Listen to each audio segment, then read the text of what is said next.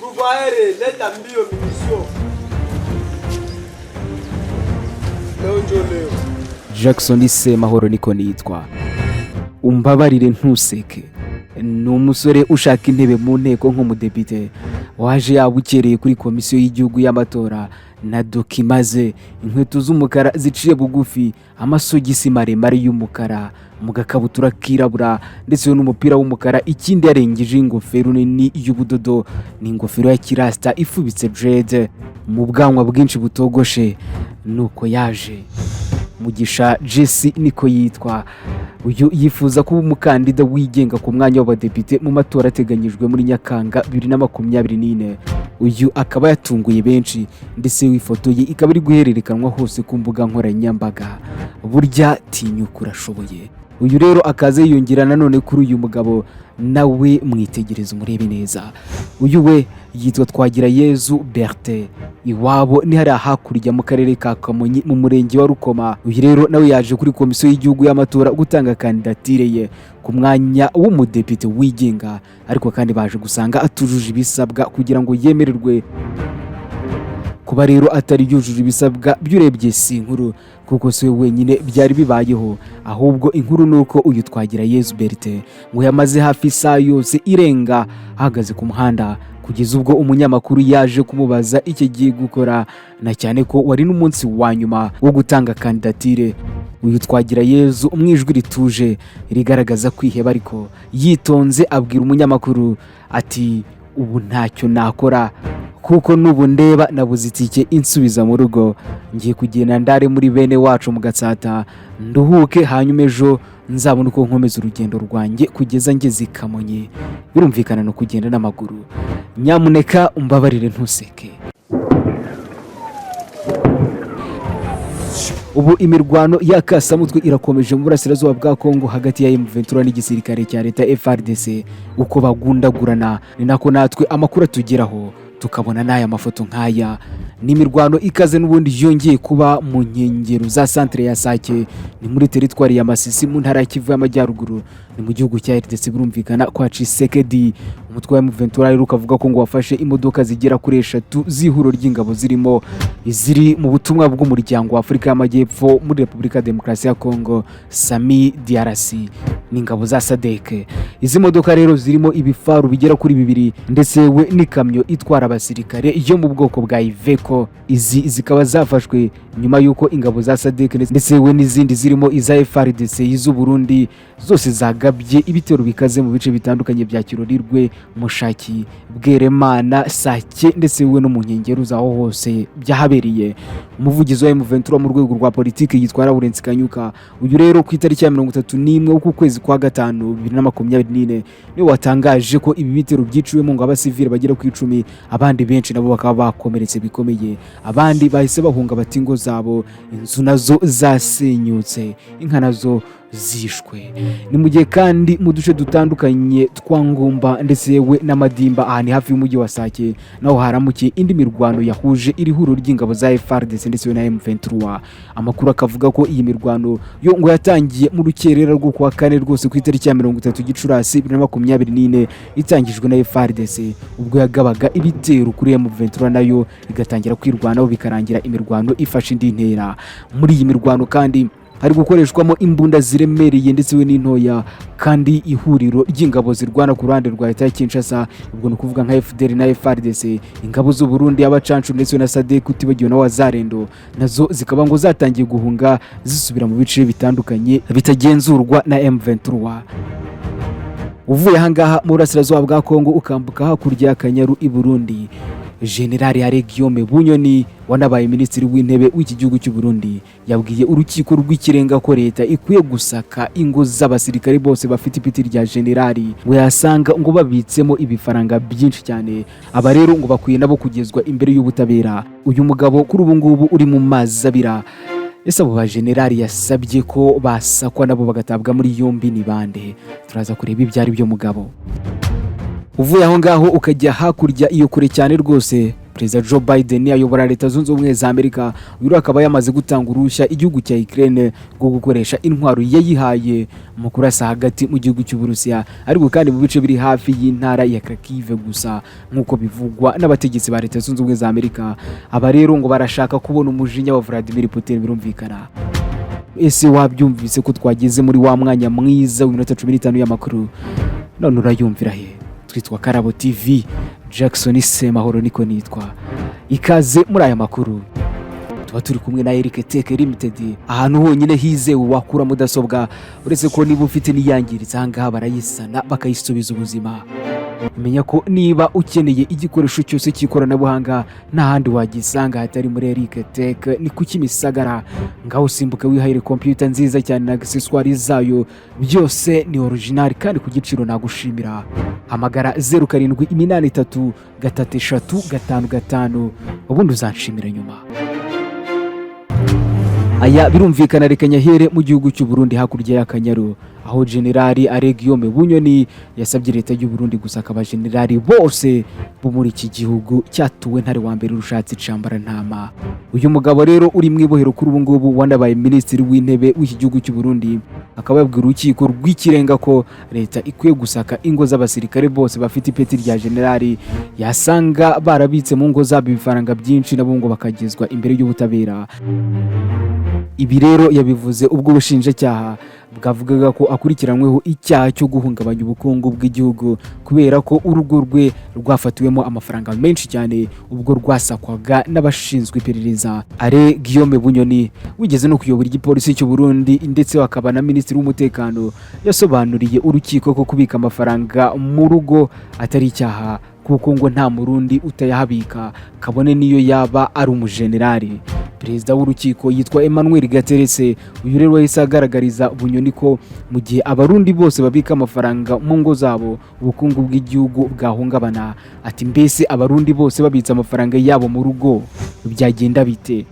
Bunyoni rero uyu yasubije umucamanza ko nta mujenerali utabika amafaranga mu rugo, bityo ko bibaye ari icyaha nabo bagezwa mu butabera. Ati niba kubika amafaranga mu rugo ari icyaha, mugende musaka abajenerali murebe ko batayafite mu rugo. Uyu munyapolitike rero usanzwe atavugirwamo mu gihugu cy'u Burundi bitewe n'ijambo yari afite mu nzego z'umutekano ndetse n'ubutunzi bwe, dore ko ari umujejeta faranga yatawe muri yombi mu kwezi kwa kane kwa 2023 nyuma y'amezi agera kuri 7 yari amaze akuye ku mwanya wa minisitiri w'intebe. Inzu ze zabanje gusakwa n'abapolisi barimo n'abakora mu rwego rw'iperereza SNL. Kwezi k'Ugushyingo kwa 2023 rero urukiko rukuru rwamukatiye igifungo cya burundu runategeka ko imitungo ye yose irimo inzu ndetse n'imodoka bifatirwa konti afite muri banki zitandukanye nazo zigafungwa. Mu rubanza rw'ubujurire rero rwabaye ku itariki ya 27 ndetse n'iya 28 ukwezi kwa gatanu 2024, Aregiyome Bunyoni yasabye kugirwa umwere ku byaha byose yahamijwe biri mu mugambi wo kwica Perezida Evariste Ndayishimiye wo gukuraho ubutegetsi, gutunga intwaro mu buryo butemewe n'amategeko ndetse no guhungabanya ubukungu bw'u Burundi, agasubizwa imitungo ye yose kandi n'amakonti ye muri banke. Tuvuye mu gihugu cy'u Burundi reka nkwerekeze mu burasirazuba bwa Kongo haramutse na n'ubu hakiri kubera imirwano ikaze yakasa mutwe. Ni imirwano rero yongeye kubura mu nkengero za centre ya Sake muri teritwari ya Masisi ahani mu ntara ya Kivu y'Amajyaruguru mu gihugu cya Repubulika Demokarasi ya Kongo. Ikinyamakuru cyitwa Actualité CD nicyo cyatangaje ko FARDC ariyo n'ubundi yabanje kugaba ibitero mu bice bitandukanye bigenzurwa na M23 byaturutse mu gace ka Mugunga gaherereye mu mujyi wa Goma hakoreshejwe n'ubundi ibibunda biremereye cyane birasa mu ntera ndende. Ni imirwano n'ubundi ishamiranyije ihuriro ry'ingabo za Repubulika Demokarasi ya Kongo ndetse n'umutwe w'inyeshyamba wa M23 urwanya ubutegetsi bwa Kinshasa nk'uko amasoko n'ubundi ari hari yabivuga. Iyi mirwano rero ikaba yatangiye igihe cy'isaha z'igitondo cyakari cyane cyejo ku munsi wo kwa kane ku itariki ya 30 ukwezi kwa gatanu 2024, ikaba kugeza ubu ngubu iri kubera mu misozi iteganye n'umujyi wa Sake. Ni imirwano n'ubundi ikomeje kumvikanamo imbunda ziremereye ndetse n'intoya, kandi ko ihuriro ry'ingabo zirwana ku ruhande rwa leta ya Kinshasa FDLR, FARDC, ingabo z'u Burundi, abacanshuro Sadec n'abazarendo zatangiye guhunga zisubira mu bice bitandukanye bitagenzurwa na M23. umwe mu baturage batuye Isake yavuze ati guhera saa 11:15 z'igitondo FARDC ziri mu gunga zatangiye kurasa kuri antene 3 za Kiruri hafi y'umujyi wa Sake. Kugeza ubu ibisasu by'inyeshyamba byaturutse muri Mareje biri kugwa Isake. Byari ibisasu 4 byaguye muri uyu mujyi, imwe mu mitungo y'abaturage riri kaba yangiritse. Ibintu bikaba bigoye kuri ubu ngubu mu nkengero za Sake, rukaba rwambikanye niba ariko nabivuga. Amakuru rero agera ku bitangazamakuru bitandukanye harimo na Rwanda Tribune akavuga ko ingabo zirwana ku ruhande rwa leta ya Kongo arizo n'ubundi zabanje gutangiza iyi mirwano mu masaha ya saa 10 z'igitondo, aho n'ubundi zabanje kurasa mu birundiro bya M23 birahitwa Madimba ndetse na Ngumba.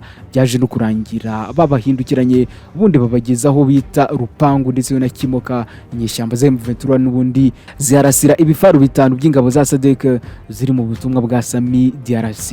Ikindi gifaru gifatwa amatekwa n'abarwanyi b'M23, hafatwa kandi n'izindi modoka zitandukanye harimo n'imodoka yo mu bwoko bw'ikamyo. Ingabo za Repubulika ya Demokarasi ya Kongo rero ni FARDC kuri wa 30 kandi ubwo nejo kuwa 4 zabyukiye mu mirwano ndetse n'uyu mutwe witwaje Ntwaro wa M23 mu mujyi wa Sake, ari naho bivugwa ko habereye urugamba rukomeye. Umuryango w'abaganga batagira imipaka witwa MSF cyangwa se Médecins Sans Frontières, uyu rero niwo uri gushinja ingabo za FARDC guteza impfu zitandukanye z'impunzi bitewe nuko zashinze imbunda mu nkambi ya Mugunga.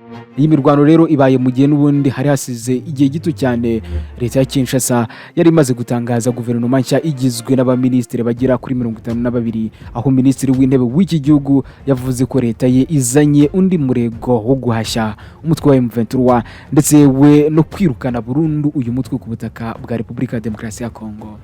Uyu mutwe wa M23 rero hirya no hino mu bitangazamakuru harimo amakuru avuga ko wamaze kwigarurira ibifaru bitandukanye bidatuburwa n'amasasu ibyambuye abo bahanganye ku rugamba.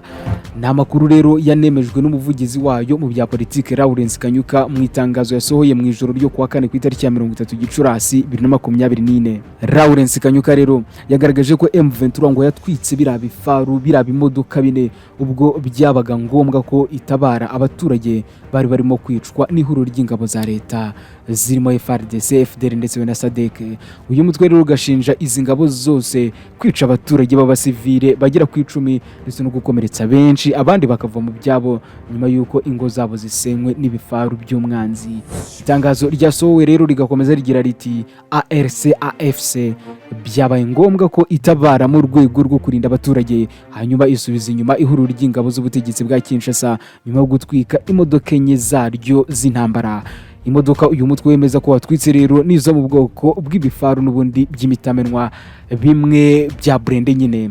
Uyu mutwe kandi wanemeje ko hari izindi modoka zigera kuri 2 wafashe ndetse we n'indimwe yo mu bwoko bw'ikamyo y'ubwikorezi busanzwe.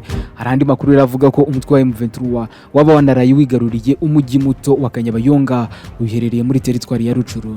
Ni nyuma kandi y'imirwano ikomeye yari imaze iminsi isakiranyiriza izi ngabo mu nkengero z'uyu mujyi wa Kanyabayonga. Uyu mutwe ndetse we n'ingabo za leta bikaba bikomeje kumva n'imitsi. M23 rikaba yarigaruriye Kanyabayonga mu masaha ya saa 5 z'ijoro nyuma y'uko FARDC nabo bakorana bari bamaze kuyabangira ingata.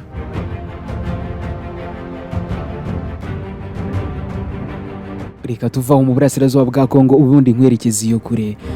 Abaminisitiri b'ububanyi n'amahanga mu bihugu bigize umuryango wa NATO ejo ku itariki ya 30 Gicurasi 2024 bahuriye i Prague ni muri Repubulika ya Czech kugira ngo n'ubundi bafate icyemezo ku cyifuzo cya Ukraine cyo gukoresha intwaro ziremereye batanga ndetse we ikazikoresha n'ubundi irasa ku gihugu cy'u Burusiya.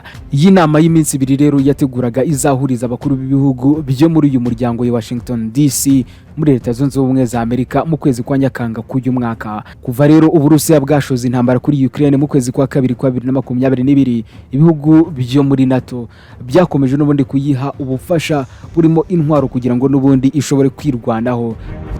Gusa ariko ntibihuza ku ngingo yo kuba byayoherereza ingabo cyangwa se intwaro zabyo zikarashishwa mu gihugu cy'u Burusiya.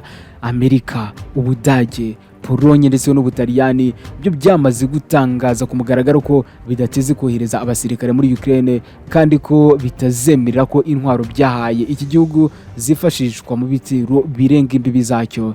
Icyakora cyo Perezida Emmanuel Macron w'Ubufaransa we yagaragaje ko ashobora n'uri kuzohereza ingabo muri Ukraine kugira ngo n'ubundi zizatoze iziki gihugu gukoresha intwaro zikomeye gihabwa. Minisitiri w'ububanyi n'amahanga w'Ubwongereza yitwa David Cameron nawe yatangaje ko igihugu cye kitazabuza Ukraine gukoresha intwaro kiha nkuko kibyifuza. Yaba Perezida Vladimir Putin w'Uburusiya ndetse we n'abagize guverinoma y'igihugu cye nka Minisitiri w'ububanyi n'amahanga Sergei Lavrov bagaragaje ko ibihugu bya OTAN nibyohereza ingabo muri Ukraine cyangwa se intwaro zabyo zikarasa mu Burusiya ngo bizaba bisobanuye ko binjiye muri iyi ntambara byeruye, ari naho kandi Uburusiya bwa Vladimir Putin bwahereye buteguza ibihugu bya OTAN kwirengera ingaruka zabyo. Mbere yuko rero iyi nama ya Paraju itangira, umunyamabanga mukuru wa OTAN yitwa Jens Stoltenberg uyu rero yatangaje ko ibihugu bigize uyu muryango bikwiye gukuraho imbogamizi zituma Ukraine itirwanaho uko bikwiye. Minisitiri w'ububanyi n'amahanga w'Ubutaliyani yitwa Antonio Tajani we yatangaje ko igihugu cye kitazemerera Ukraine gukoresha intwaro kiyiha kirasa mu Burusiya. Ati intwaro zose ziva mu Butaliyani zizakoreshwa imbere muri Ukraine. OTAN rero ni umuryango nakubwira ko ugizwe n'ibihugu 32 bihuje intego yo gutabarana, ariko kandi hari ubwo yinjira mu bibazo bitandukanye by'ibihugu bitari binyamuryango ikabikemura yifashishije imbaraga za gisirikare ifite. Ngayo nguko yari minota 15 y'amakuru. Nkushimire wowe tubana buri munsi ahangaha. Twitwa Karabo TV, Jackson Semahoro niko nitwa. Ibihe byiza nibyo mbifuriza.